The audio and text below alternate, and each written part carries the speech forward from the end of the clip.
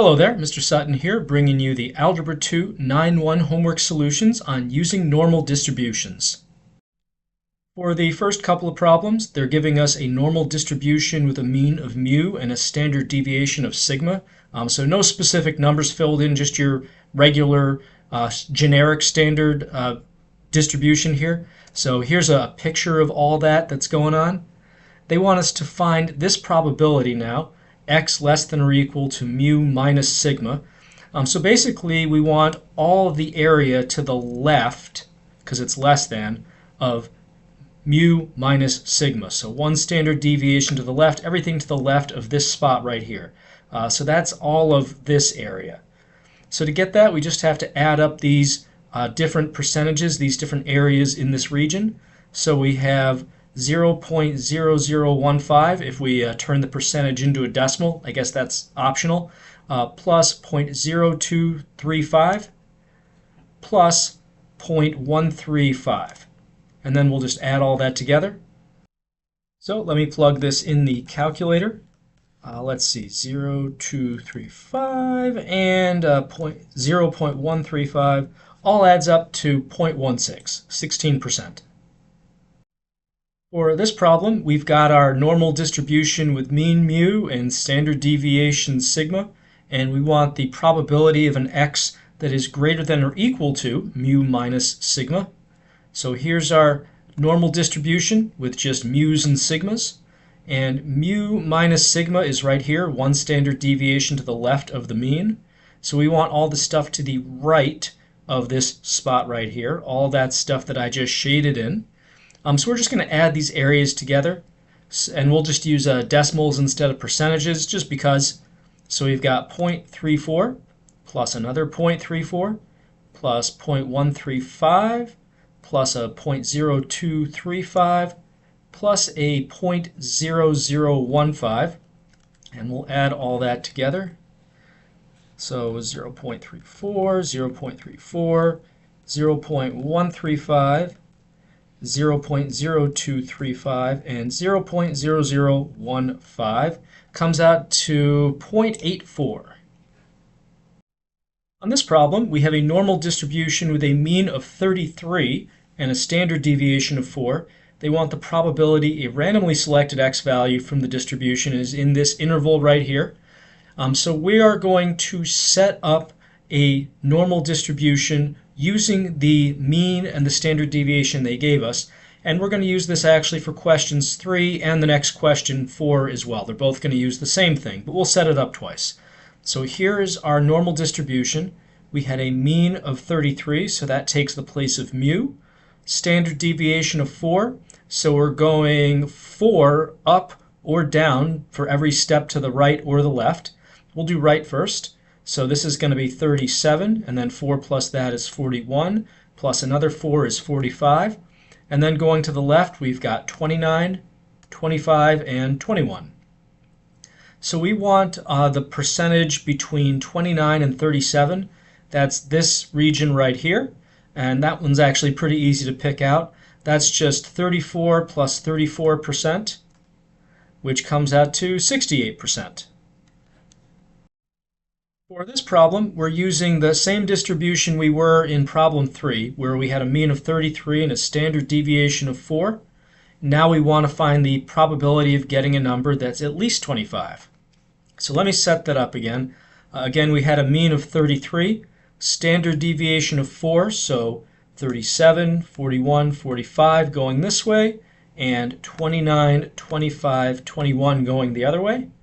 At least 25 means we're going from 25 to the right. So we have to add all this together. Now that's a lot of things to add together, so it might actually be a little bit faster just to add up all the stuff that we don't want and subtract that from 1, or 100%. So I'm going to do 100% minus the sum of 0.15 and 2.35%. And let me see here. This is going to be 2.5 in here, so 100 minus 2.5 is going to be 97.5%. For this multi-step problem, we're told that the daily amounts of time internet users spend on social networking platforms are normally distributed with a mean of 142 minutes and a standard deviation of 32 minutes. Awesome. So we want to know about what percent of internet users spend between 78 and 174 minutes on these social networking platforms each day. Okay, well, let's set up, since they told us that it's normally distributed, let's set up a normal distribution with the mean and the standard deviation that they gave us. So here is my kind of unadorned normal distribution. We don't have anything filled in the base right now, but let's put some numbers down there. We have a mean of 142, so we'll put that in there. Standard deviation of 32. That means for every step I take to the right or the left, I have to add or subtract 32. So 142 plus 32 would be 174, plus another 32 is 206, plus another 32 just to finish things off would be 238. And then going the other direction, 142 minus 32 is 110. 110 minus 32 is going to be, I think, 78. And then 78 minus 32, 46. Now we want the percentage of users between 78 and 174 minutes. So it just happens to match up with our standard deviation kind of benchmarks here. So we're going from 78 to 174, this region in here. And we'll just add these percentages together. So we have 13.5 plus 34 plus another 34.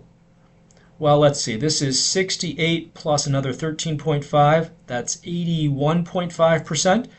So 81.5% of people are in this range of minutes on social networking. Now, the other question they had about what percent of internet users spend more than 238 minutes on these networking platforms each day. So here's 238.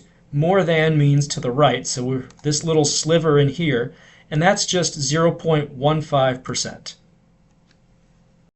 For this problem, they just want us to determine whether this histogram has a normal distribution. So this does not have that nice bell-shaped curve, so it's not a normal distribution. Specifically, it has a tail as we go to the right, so that is actually what we would call skewed to the right.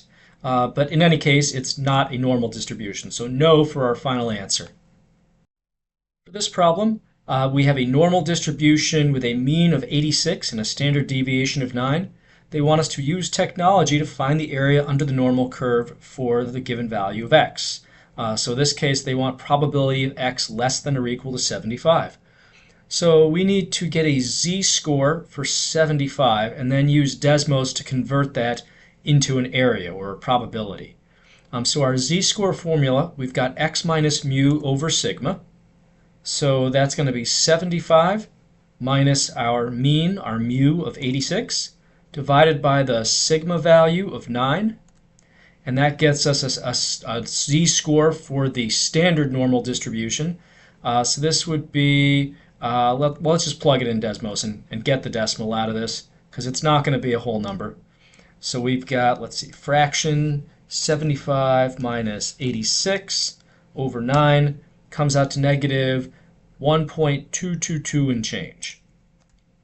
All right, so we're going to plug this now into the normal distribution function. So I write out normal, and I have to be in the Desmos graphing version to do this. So normal, dist, so normal dist, parentheses, 0, 1 gives us the z-score distribution, the standard normal distribution.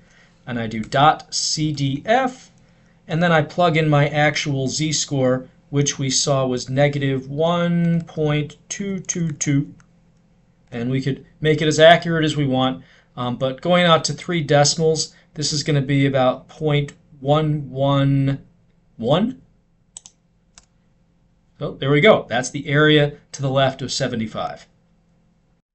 For this problem, we're told the number of text messages U.S. teens send and receive daily are normally distributed with a mean of 67 messages and a standard deviation of 13 messages.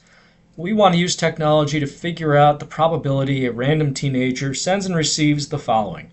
So for part A, we have 50 text messages, and then part B between 75 and 100. All right, so let's do the 50 first. We're going to start, since they said use technology, we're going to do this using our little z-score method. So get a z-score by doing x minus mu over sigma. That's our z-score formula. So in this case, our x is 50. The mu is the mean of 67. And the sigma is our standard deviation of 13. So let's plug that in Desmos. So let's get our z-score, 50 minus 67 over 13. That comes out to about negative 1.308, if I round that off. And now I just have to plug that in for the area under the curve. So for that, I'm going to go down to another entry, and I'm going to do normal dist, and then comma or parentheses 0 to 1 dot cdf. And now I actually get to plug my z-score in after all that. This is the real entry here. So that's negative 1.308, and that comes out to 0.095. Now, since they said at most 50 messages, I want less than or equal to 50 messages, and this area that it gives me is always to the left of the curve, so this is actually the value that I need. 0.095 is to the left of the z-score of 50. Now for this next one, we want the area between 75 and 100 text messages a day. And by the way, this 0.095, this was 9.5%, if you were curious about that. But for this one now, we need two z-scores, one for 75, one for 100. And then our strategy is we're going to find the area up into 100, and we're going to subtract the area to the left of 75. So we're going to have to find both and then subtract to get the area in between. So first z-score, we're going to have 75 minus 67 over 13. So basically what we did here, but with 75 there.